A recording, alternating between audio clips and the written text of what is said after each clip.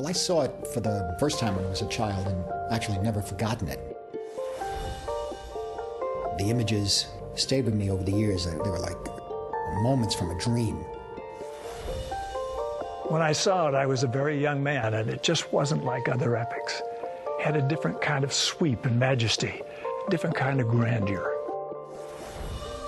The restoration of the Red Shoes is one of the most beautiful I've ever seen, and if you look at the Blu-ray, you can see it all.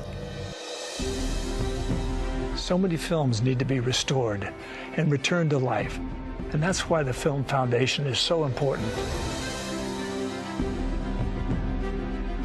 There's so much detail to the image that you lose in a lot of bad prints, and the emotion dissipates, and you lose the sweep and the whole design. No one asks if, we should restore paintings. I mean, we have to restore and preserve movies. It's our duty to our culture and our future. These films can't be locked away in a vault. They have to be presented. They've got to be shown. The idea is to get people seeing the movies, and Blu-ray allows you to do this in the best possible way. See these classic films come to life on Blu-ray. Because you never know who's going to be inspired. Find out how you can support the Film Foundation.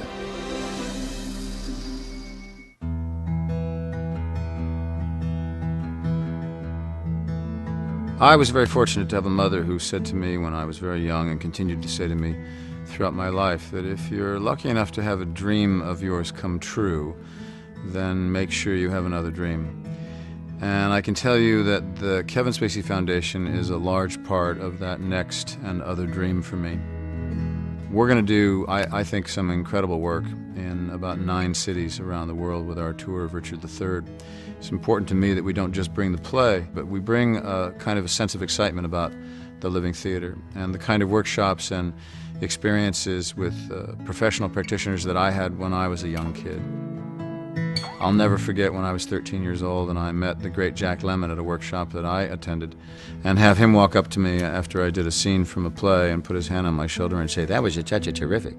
No, this kid's an actor. You should go to New York and study and be an actor." Well, you can only begin to imagine what that meant for me in terms of my confidence and my self-esteem. And it was the beginning, I think, of discovering my own potential.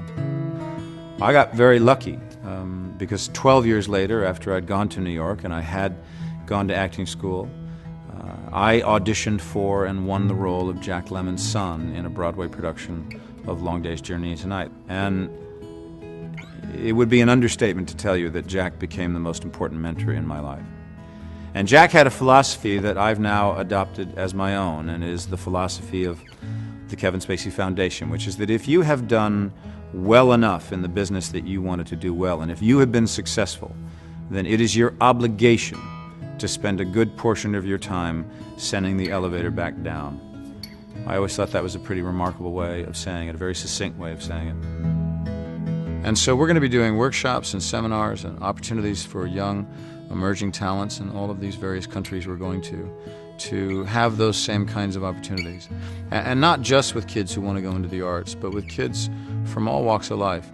Because what I've found is that if you use the tools in the arts of theater as an educational tool and keep just a little twist of lemon in your heart, it's quite remarkable what a young person can learn about themselves, their self-esteem, their sense of collaboration, their sense of working together, and maybe even in how they view themselves.